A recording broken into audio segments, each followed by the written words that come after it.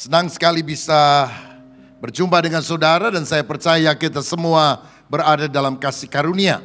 Saya juga mengucapkan selamat datang bagi Bapak Ibu yang baru pertama kali hadir dalam ibadah ini. Kiranya saudara sekalian menerima berkat-berkat sorgawi pada hari ini.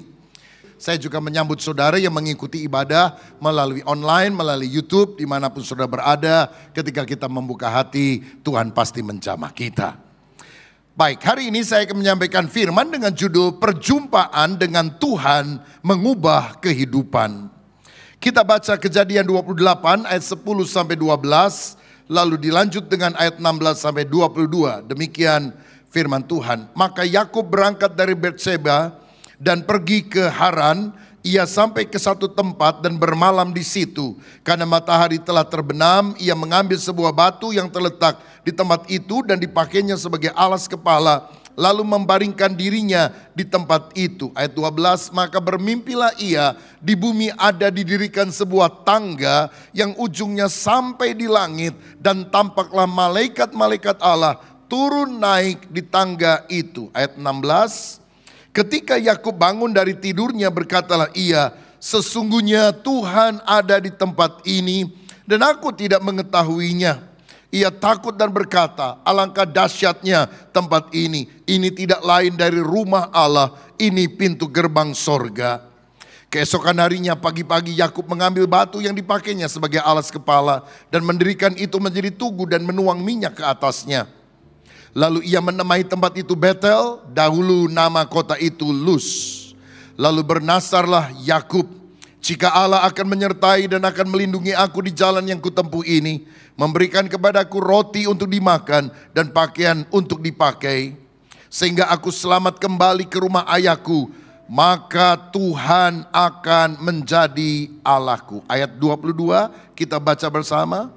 Dan batu yang kudirikan sebagai tugu ini akan menjadi rumah Allah.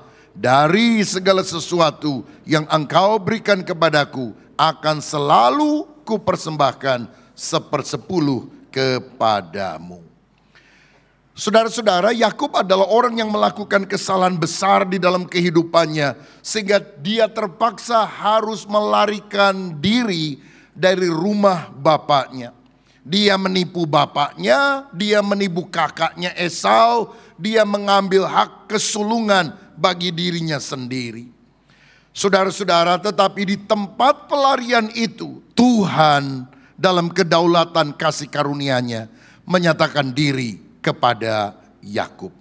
Dia bermimpi ada sebuah tangga turun dari sorga, dan itu yang membuat dia berucap, aku baru tahu Tuhan ada di sini. Ini adalah pintu gerbang sorga. Ini adalah rumah Allah. Saudara-saudara, seringkali Tuhan memberikan perwujudan dirinya, sehingga kita mengalami pertemuan, perjumpaan, encounter dengan Tuhan. Sama seperti Saulus yang berusaha membunuh orang-orang Kristen, dapat surat keputusan dan mengejar orang Kristen sampai ke Damsyik, Damaskus, Syria. Tapi Tuhan menjumpai dia dalam penglihatan yang menyilaukan mata. Lebih terang dari cahaya matahari. Terpelantinglah dia dari kuda tunggangannya. Dia buta. Suara itu berkata, Saulus, Saulus, mengapa engkau menganiaya aku?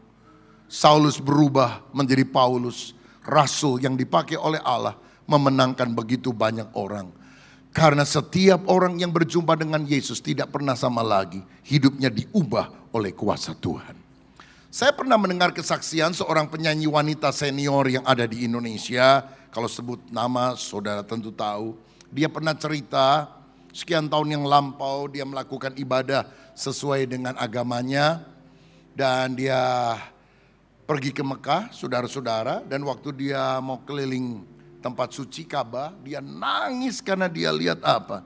Dia lihat Yesus Isa Al-Masih menampakkan diri kepada dia. Dia pulang ke Indonesia, bayangkan naik haji pulang jadi Kristen, saudara. Ini pengalaman yang hanya Tuhan yang bisa melakukannya. Nah, tidak semua orang mengalami pengalaman spektakuler semacam itu tentunya. Tetapi perjumpaan pribadi dengan Tuhan adalah sesuatu yang harus kita alami di dalam kehidupan. Kalau saudara ke gereja cuma ketemu teman, cuma ketemu pendeta, cuma ketemu bangku gereja, hidupmu tidak akan berubah, masalahmu tidak akan selesai. Tapi kalau dalam ibadah hari ini engkau rindu, engkau lapar, engkau haus, dan engkau berkata, aku ingin ketemu Tuhan, aku ingin mengalami hadirat-Nya, rohku ingin dikobarkan oleh api Allah. Saya percaya Tuhan ada di sini. Dia siap menjamah kita dan kita akan mengalami kuasa Tuhan dalam hidup kita. Berikan kemuliaan untuk Tuhan kita. Saya dijamah Tuhan dalam sebuah retreat di sebuah kota di Jawa Timur yang sebetulnya saya juga nggak mau pergi ke sana. Dipaksa-paksa sama saudara saya. Tapi malam terakhir itu Tuhan menyatakan kehadirannya. Saya sebetulnya dengar khotbahnya udah ngantuk saudara-saudara karena hampir jam 10 malam. Saya juga udah lupa khotbahnya apa. Tiba-tiba ada orang kira-kira 5 bangku di belakang saya kesurupan. Kerasukan setan saudara-saudara. Langsung dia tendang kursi. Buak! Dia teriak, "Jat!" Waduh, jantung hampir copot saudara-saudara. Dan dia maju ke depan mau tinju itu pendetanya. Saya pikir seru juga ini. Mungkin karena malam terakhir ada midnight action begitu saudara. Dan pendetanya pasang kuda-kuda, dia bilang, "Setan keluar!" Blek, orang itu jatuh mendesis seperti ular. Setan keluar, mengaum seperti singa. Orang-orang udah pada ketakutan. Saya juga jantung berdebar-debar. Belum pernah saya ngalami hal seperti itu. Saudara-saudara, setelah beberapa kali ditengking keluar itu setannya. Orangnya lemas, dibawa ke ruangan sebelah, dilayani. Dan pendeta tutup Alkitabnya, dia tidak lanjut khotbah. Tapi dia bilang begini, "Saya tahu setan sudah keluar dari orang itu. Tapi setan ada di sini. Kalau hatimu tidak dipenuhkan dengan Yesus, setan bisa masuk sama saudara." Waduh, nangkut-nangkutin lagi saudara. Jam 10 malam, hari Jumat, tanggal 13 Kliwon. Kira-kira seperti itu saudara. Nah, tapi saya tiba-tiba merasa Tuhan namanya kok luar biasa. Nama Yesus, nama yang dahsyat. Setan aja bisa pergi. Tiba-tiba ada kesadaran, saya orang berdosa, hidup saya tidak berkenan kepada Tuhan. Saya membutuhkan Yesus Juru Selamat. Ketika dilakukan altar call, saya maju ke depan bersama dengan banyak orang lain. Dan saya membuka hati untuk mengundang Yesus masuk sebagai Tuhan dan Juru Selamat. Saya dilawat Tuhan, saya bisa nangis. Bukan karena sedih, tapi perasaan sukacita, perasaan diterima seperti dipeluk oleh Tuhan. Dan sejak itu muncul komitmen, aku tidak mau hidup bagi diriku sendiri. Aku mau berjumpa dengan Tuhan. Saya waktu datang ke retret itu malas ke gereja, malas baca Alkitab. Tapi setelah dijamah Tuhan hari itu, saya begitu pulang beli Alkitab baru. Saya baca dari Kejadian terus berurutan sampai Wahyu. Berkali-kali saya garis bawahi bagian Alkitab yang menarik bagi hati saya, yang memberkati. Saya kalau hari Minggu, dulu malas kebaktian. Sekarang dijamah Tuhan, hari Minggu kebaktian sekali itu gak cukup saudara. Ibadah 1, ibadah 2, ibadah 3. Padahal yang mimpin pujian sama, lagunya sama, khotbahnya, pendetanya sama. Tapi on fire, berkobar-kobar. Dan saya tidak tahu mengapa ada perubahan di dalam hatiku. Dan saya percaya saya sudah berjumpa dengan Yesus. Beberapa kali setelah kebaktian seperti ini saya salami jemaat di pintu luar. Dan ada orang sambil nangis bilang, "Pak Pendeta, saya baru pertama kali ke gereja ini. Saya bahkan belum pernah ke gereja. Tapi dari tadi, dari pujian, saya kok mau nangis saja ya. Kenapa hal itu terjadi?" Saya bilang, Tuhan sedang menjamah hatimu. Tuhan menyatakan kasih-Nya kepadamu. Saya doakan dia. Saya minta seorang kemudian membimbing supaya dia mengenal Yesus. Percaya Yesus sebagai Tuhan dan Juru Selamat. Hanya perjumpaan pribadi dengan Yesus yang sanggup mengubah hidup kita menjadi baru.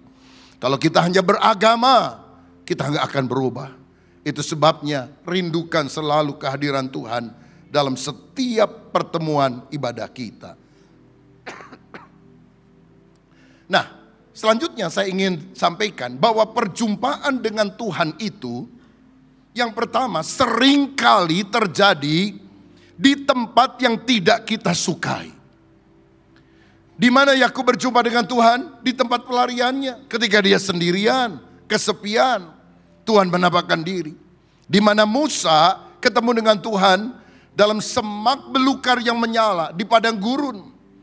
Di mana Paulus berjumpa dengan Yesus di pintu gerbang kota Damsyik ketika dia mau membunuh orang-orang Kristen. Di mana Yunus ketemu dengan Tuhan di perut ikan yang mencaplok dia.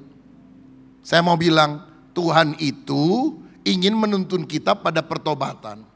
Tapi kalau saudara nggak mau diajar, dihajar sama Tuhan. Kalau saudara nggak mau dibentuk, dibentak sama Tuhan. Kan mendingan saudara ketemu Yesus di gereja dalam KKR, kebaktian kebangunan rohani, daripada di perut ikan. Ada orang yang ketemu Yesusnya itu di dalam penjara.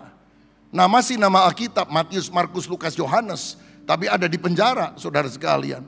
Udah didoakan, dinasehati sama orang lain karena keluarganya Kristen, tapi nggak mau bertobat tuh. Masuk penjara karena ada kasus. Baru dia minta ampun kepada Tuhan. Ada orang baru ketemu Tuhan pada saat dia sakit, pada waktu musibah datang, pada waktu masalah besar menghimpit kehidupannya. Saya percaya begini, bahwa kesempitan manusia adalah kesempatan Allah untuk menyatakan kehadirannya. Kalau kita sungguh-sungguh mengizinkan Tuhan berbicara kepada kita, Tuhan bisa menemui kita bahkan di tempat yang tidak kita sukai. Saudara, kapan Tuhan itu terasa paling dekat dalam hidup saudara? Apa dalam puncak kesuksesanmu, puncak kebahagiaanmu, atau di dalam lembah kekelamanmu? Saya teringat Daniel adalah orang yang mengalami keintiman dengan Tuhan luar biasa. Melihat Tuhan itu sangat dahsyat, bukan di istana dari Raja Nebukadnezar misalnya. Dia mengalami keintiman dengan Tuhan, tahu Tuhan dahsyat ketika dia dibuang ke gua singa. Karena Tuhan mengatupkan mulut singa itu. Kapan Sadra, Mesa, Abednego tahu dan mengalami Tuhan itu sangat dahsyat. Bukan pada waktu dia sedang makan enak di restoran mewah. Tapi ketika mereka dibuang ke dapur api karena mereka tidak mau menyembah patung emas yang didirikan oleh raja. Dan mereka bilang, kami percaya Tuhan akan menyelamatkan. Tapi seandainya tidak, aku tetap tidak akan menyembah patung ini. Aku tetap setia kepada Tuhan. 3 yang dilempar, ada sosok keempat. Itulah Kristofani. Kristus yang datang sebelum dia lahir di Bethlehem. Karena Kristus itu punya sifat kekal. Sudah ada dari dulu, sekarang, bahkan sampai selama-lamanya. Kapan Sadra, Mesa, Abednego ketemu Yesus? Bahkan sebelum Yesus lahir di Bethlehem, dia menambahkan diri di dapur api. Tadi kita nyanyi sebuah lagu dari Mazmur 23. Tuhan adalah gembalaku, tak akan kekurangan aku. Ia membaringkan aku di padang yang berumput hijau. Ia membimbing aku ke air yang tenang. Ia menyegarkan jiwaku. Ia menuntun aku ke jalan yang benar oleh karena namanya. Saudara tahu apa sebutan Daud bagi Allah ketika padang rumput hijau, ketika air tenang, ketika kelimpahan, kemewahan dia alami. Dia memanggil Tuhan dengan sebutan Ia, kata ganti orang ketiga. Tapi lihat ayat yang keempat, sekalipun aku dalam lembah bayang-bayang maut, dalam lembah kekelaman, aku tidak takut bahaya sebab Engkau, bukan Ia, Engkau besertaku. Gadamu, tongkatmu itulah yang menghibur aku. Engkau menyediakan hidangan bagiku di hadapan para lawanku. Apa yang terjadi ketika lawan menyerang? Apa yang terjadi ketika lembah bayang maut, lembah kekelaman, musibah, kesulitan dia alami? Dia mengganti julukan kepada Allah bukan lagi sebagai ia, kata ganti orang ketiga, tapi engkau atau mu, kata ganti orang kedua. Mana lebih dekat, ia atau mu? Mu lebih dekat dari ia. Seringkali Tuhan mau menyatakan diri kepada saudara ketika engkau ada di lembah. Ketika orang tidak anggap saudara, ketika engkau begitu terpuruk, Tuhan cinta sama saudara. Sebab ketika engkau di dalam padang rumput hijau, air yang tenang, engkau tahu Tuhan ada, tapi ya sebatas iya. Tuhan mau tarik kita di dalam hatinya, dan dia bawa kita ke lembah kekelaman, supaya Tuhan bisa menjumpai Anda di sana. Yang kedua, perjumpaan dengan Tuhan sering terjadi. Yang pertama ini di tempat yang kita tidak sukai, tapi yang kedua di saat andalan kita sudah tiada. Saudara-saudara, Yakub ini adalah orang yang mengandalkan ibunya, ahli strategi luar biasa, mengatur siasat. Karena ini nggak patut dicontoh, mamanya Yakub itu pilih kasih, dia nggak suka sama Esau, dia lebih sayang sama Yakub. Bapaknya Ishak lebih sayang sama Esau karena suka berburu bawa binatang untuk dimakan. Dan dia nggak suka sama Yakub yang selalu ada di rumah nungguin dan bantuin mamanya. Lalu mamanya atur strategi. Kamu minta diberkati oleh ayahmu. Ayahmu diurapi Tuhan, ngomong apa akan terjadi pada masa depanmu. Tapi kan aku bukan anak yang disayang. Oke, nggak apa-apa. Kamu pakai baju bulu domba daripada Esau.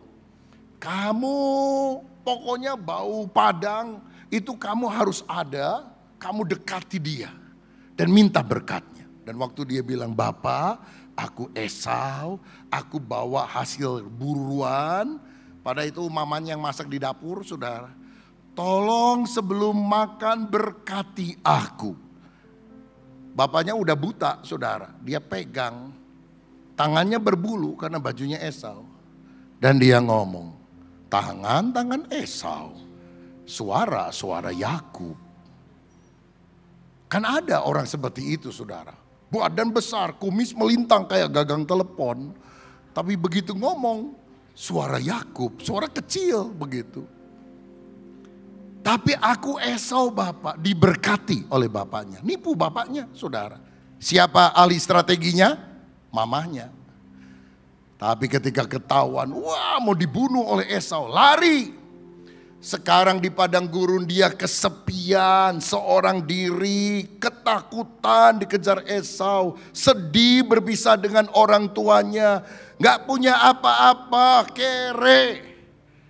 Pada waktu itu Tuhan menjumpai dia. Setelah dia pisah dengan andalannya, baru Tuhan menyatakan diri. Dalam Yesaya 6 ayat yang pertama ada firman yang berkata, dalam tahun matinya Raja Uzia, aku melihat Tuhan duduk di atas tahta yang tinggi dan menjulang, dan ujung jubahnya memenuhi bait suci. Perhatikan ayat ini. Yesaya bilang, aku melihat Tuhan. Kapan? Dalam tahun matinya Raja Uzia. Uzia itu Raja Israel yang memerintah panjang, saudara. 52 tahun. Lebih lama dari Soeharto, 32 tahun. Dan selama dia memerintah, Asyur negara musuh tidak berani menyerang. Karena kondisi keamanan Israel sangat luar biasa. Tapi ketika Raja Uzia mati, yang diandalkan Israel sudah tidak ada. Orang mulai gemetar, jangan-jangan ada serbuan musuh. Yesaya berkata, aku melihat Tuhan.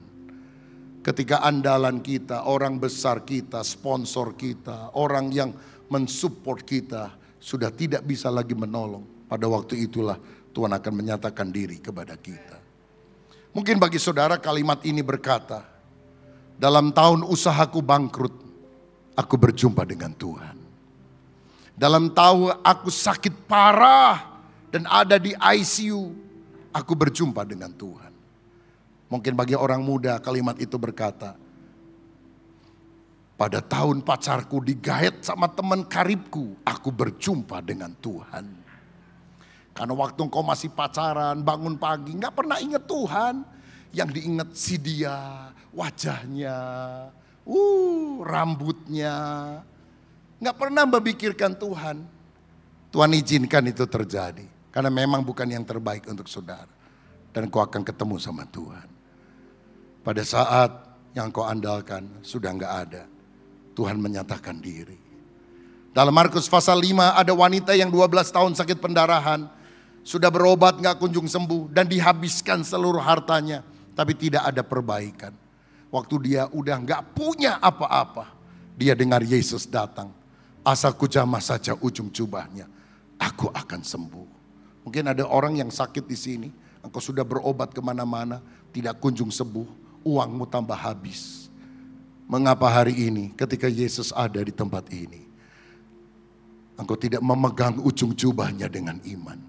Yesus yang dulu menyembuhkan orang sakit adalah Yesus yang hidup yang ada dalam ibadah ini. Dan siap menjamah saudara dengan mujizat dan kuasanya. Andalkan Tuhan.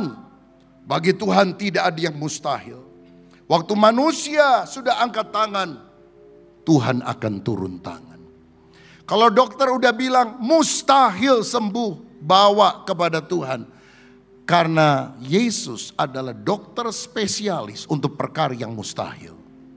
Kalau yang biasa-biasa, yang gampang, tangannya aja sendiri. Kalau udah mustahil, itu jurusannya Yesus, saudara.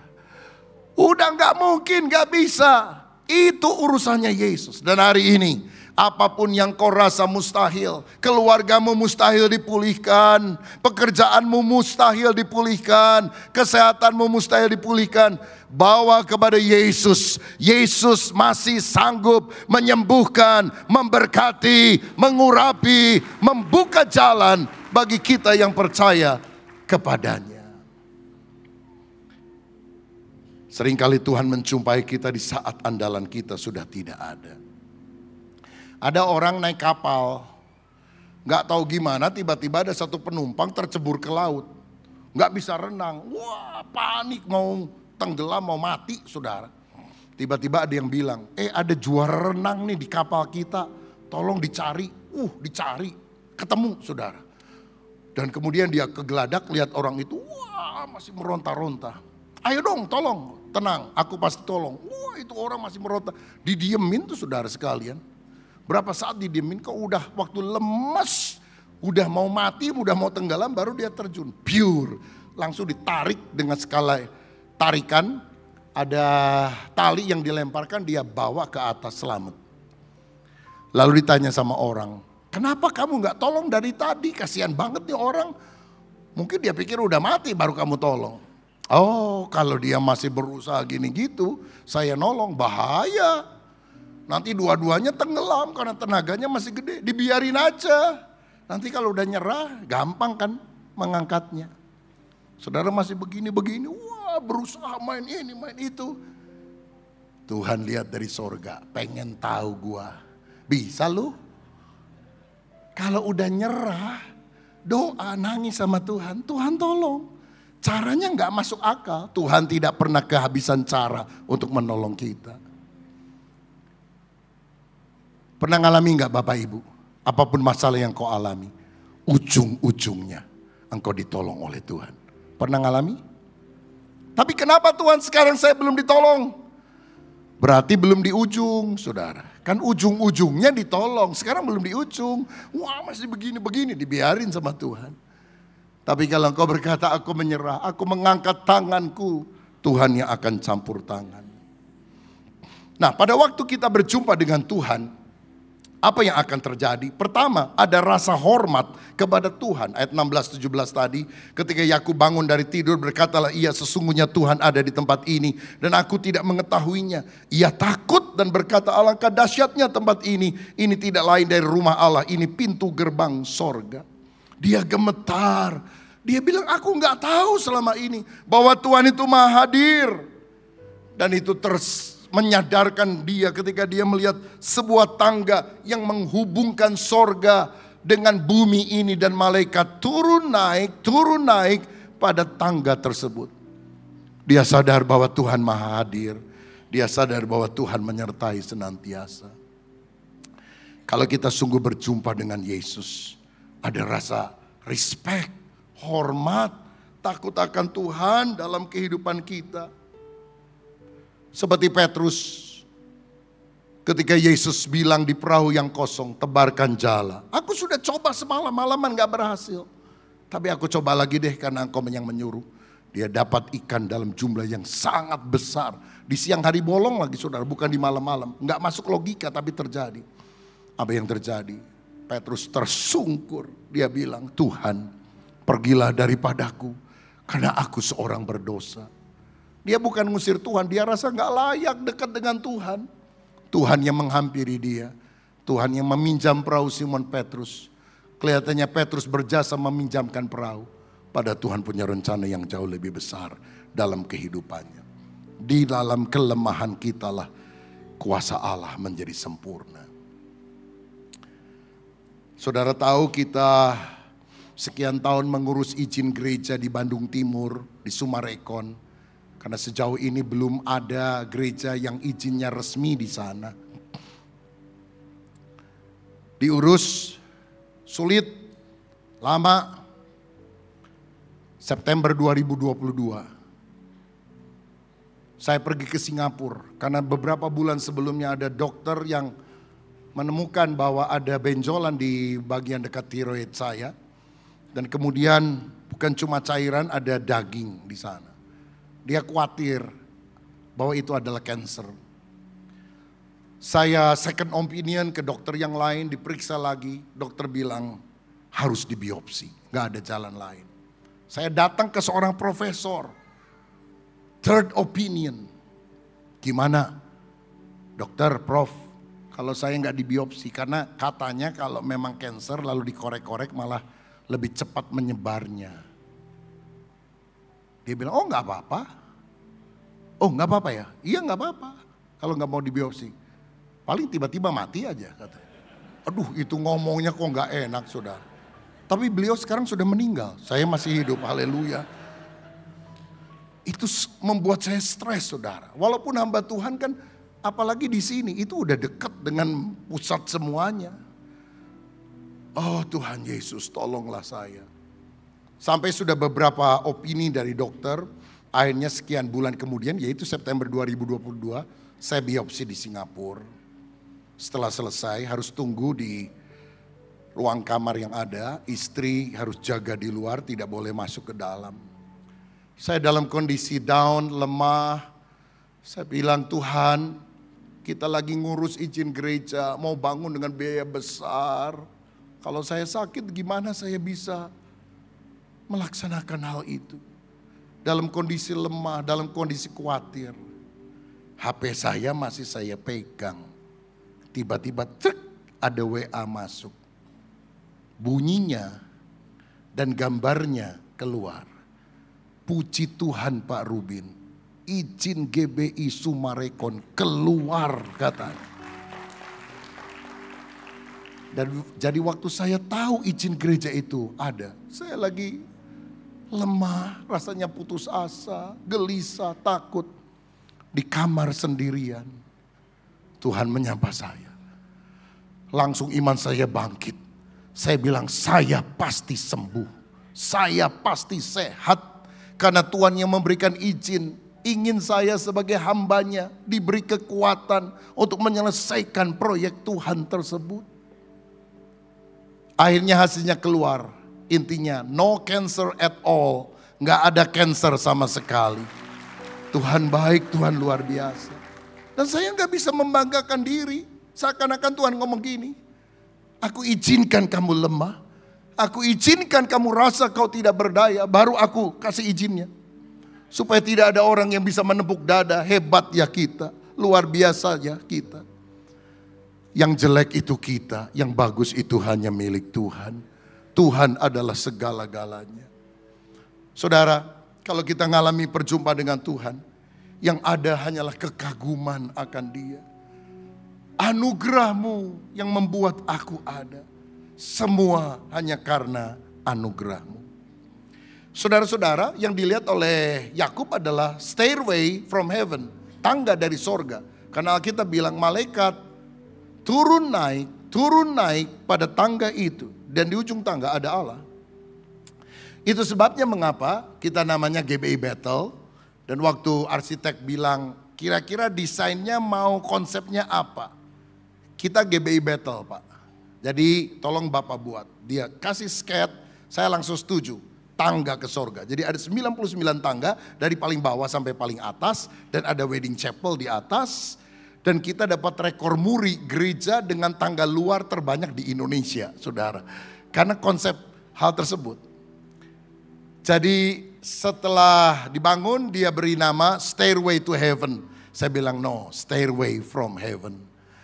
Stairway to Heaven lebih lazim dan ada lagunya kan dari Led Zeppelin, penyanyi rock itu. Tapi saya bilang enggak. Stairway to Heaven itu agama. Dari bawah mencoba meraih sorga. Stairway from Heaven adalah kasih karunia. Tuhan yang turun menyelamatkan manusia. Dan bukan kita yang berusaha memanjat ke sorga. Saudara-saudara, itulah kasih karunia Tuhan. Dan Yesus pernah mengutip peristiwa penampakan tangga sorgawi ini dalam Yohanes 1 ayat 51 dikatakan demikian. Lalu kata Yesus kepadanya, aku berkata kepadamu sesungguhnya engkau akan melihat langit terbuka dan malaikat-malaikat Allah turun naik kepada anak manusia. Yang dilihat oleh Yakub, Allah di puncak tangga tersebut. Yesus bilang, yang ada di puncak tangga anak manusia adalah Yesus. Jadi sebetulnya Yakub sudah pernah lihat Yesus sebelum Yesus datang sebagai manusia. Karena melihat Yesus sama dengan melihat Allah. Percaya Yesus sama dengan percaya Allah. Menolak Yesus sama dengan menolak Allah. Dia yang ada di atas tangga itu. Karena Yesus adalah Allah. Yesus satu-satunya pengantara, tangga, penghubung antara sorga dan bumi. 1 Timotius 2 ayat yang kelima berkata demikian. Karena Allah itu esa dan esa pula dia yang menjadi pengantara antara Allah dan manusia, yaitu manusia Kristus Yesus. Yesus satu-satunya jalan. Jangan pernah ingkar kepada dia. No other way, tidak ada jalan lain selain Yesus. Yang kedua, pada waktu kita berjumpa dengan Tuhan, ada penerimaan Tuhan apa adanya kepada diri kita. Allah menerima Yakub walaupun pengertian Yakub terhadap Allah begitu cetek. Ayat 16 dia bilang, aku tidak mengetahui Tuhan itu ada di sini. Ayat 20, jika Tuhan menolong, memberkati, memberikan roti untuk dimakan, air untuk diminum, baru aku akan menjadikan engkau sebagai Tuhanku. Iman sejati itu bukan iman jika, tapi walaupun. Walaupun aku tidak ditolong Tuhan dari dapur api, aku tetap percaya sama Tuhan. Itu iman sejati. Tapi imannya Yakub, jika kamu menolong aku, baru aku nyembah engkau. Jika engkau memberkati aku, baru aku akan menganggap engkau sebagai Tuhan. Tetapi walaupun imannya masih cetek, dia nggak tahu Tuhan ada di sana. Tuhan menerima Yakub apa adanya. Roma 5 ayat yang ke-6, karena waktu kita masih lemah, Kristus telah mati untuk kita orang durhaka pada waktu yang ditentukan oleh Allah. Kapan Yesus rela mati bagi kita? Waktu kita masih lemah di dalam dosa. Gak nunggu kita baik. Seperti anak hilang datang ke rumah Bapa masih bau babi. Pakaian compang-camping. Bapa memeluk dia. Bapa gak bilang mandi dulu baru kupeluk. He loves you just the way you are. Tuhan mencintai saudara sebagaimana kau ada. Jangan berusaha lebih baik dulu. Datang saja kepada Tuhan. Dan Tuhan yang akan menyempurnakan hidup saudara. Mana lebih benar? Saudara datang jadi orang baik. Baru kita bisa rasakan hadirat Allah. Atau di dalam kelemahanmu engkau masuk ke hadirat Tuhan. Melalui darah Yesus. Dan di dalam hadiratnya engkau akan diubah oleh Tuhan. Bukankah di dalam hadiratnya kita akan diubah?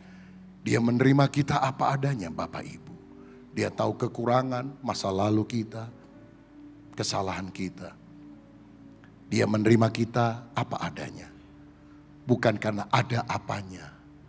Karena dalam hidup kita nggak ada apa-apanya. Hanya kasih karunia yang membuat kita yang kosong ini menjadi berarti. Yang terakhir, yang ketiga. Pada waktu kita berjumpa dengan Tuhan, ada perubahan hidup yang radikal. Yakub berubah. Di kemudian hari namanya berubah. Bukan lagi Yakub penipu, tapi Israel pejuang Allah. Dan dia kemudian bernasar kepada Allah. Saya percaya pengalaman Betel bagi Yakub sama dengan pengalaman Damsyik bagi Paulus. Mengubah 180 derajat kehidupan dia.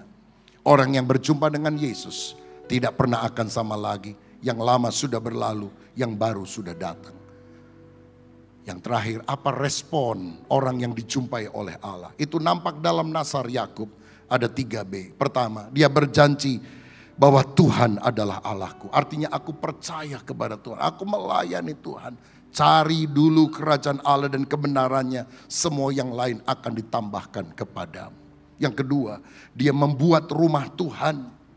Dia ganti nama Luz menjadi Betel, artinya rumah Tuhan. Kejadian 35 ayat 7, didirikannya lah mesbah di situ, dinamainya tempat itu El Betel, karena Allah telah menyatakan diri kepadanya di situ ketika ia lari terhadap kakaknya. Waktu dia datang untuk kali kedua, dia membuat mesbah. Dia menjadikan tempat itu sebagai tempat yang khusus untuk menyembah Tuhan. Buat rumah Tuhan. Dalam kehidupan yang singkat, kalau Tuhan memberikan kesempatan, mari kita berpartisipasi membangun rumah Tuhan. Termasuk membangun gereja-gereja yang ada.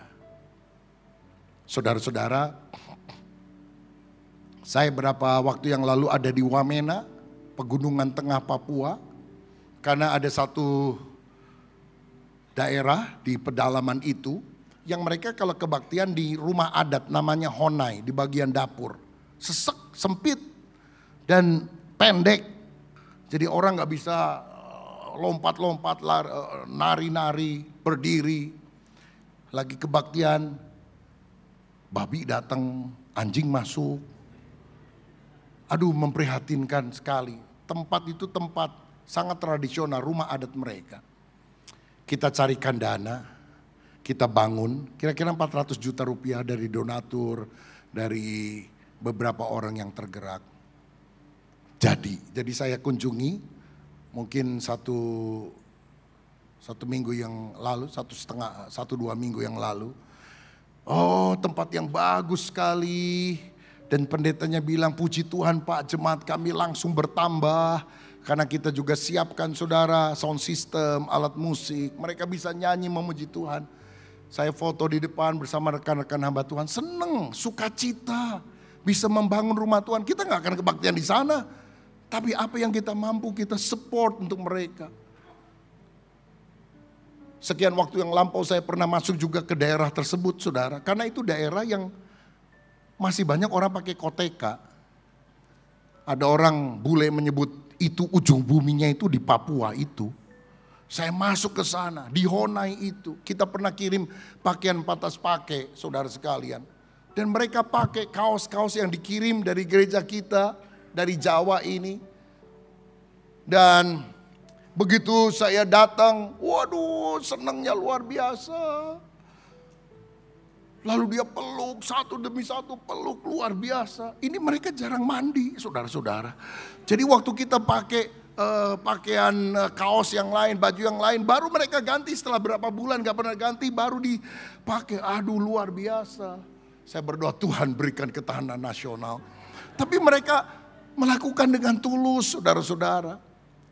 Lalu saya lihat gerejanya waktu itu juga masih sangat prihatin sekali. Kita support sampai akhirnya gerejanya bisa jadi. Lalu saya bilang sama gembalanya, ada gak yang bisa disekolahkan di sekolah teologi kita? Dikirim adiknya.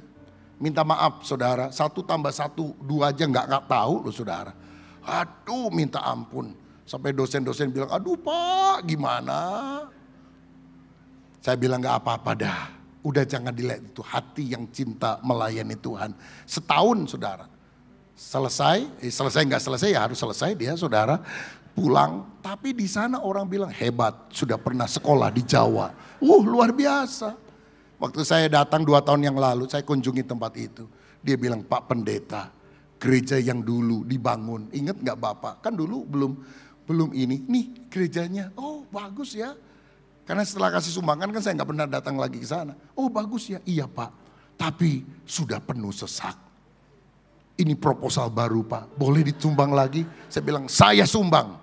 Karena apa? Kalau kita bisa tolong gereja yang lemah tapi bertumbuh, sukacita. Kalau kita tolong gereja lalu jemaatnya nggak ada, ngapain kita bantu lagi? Sukacita bisa menolong orang-orang membangunkan rumah Tuhan. Itu sebabnya sukacita kami juga rasakan untuk rekan-rekan hamba Tuhan. Karena ini sudah beberapa kali ya, hamba-hamba Tuhan datang dan kalau dia gembala ikut sampai akhir, cashback 100%. Kita balikin semua uangnya. Karena kita bukan cari duit di sini. Kita mau memberkati semua gereja, apapun denominasinya, mereknya, nggak penting. Yang penting semua gereja Yesus maju, saudara-saudara. Kemarin ada yang tergerak untuk gembala dikasih gitar.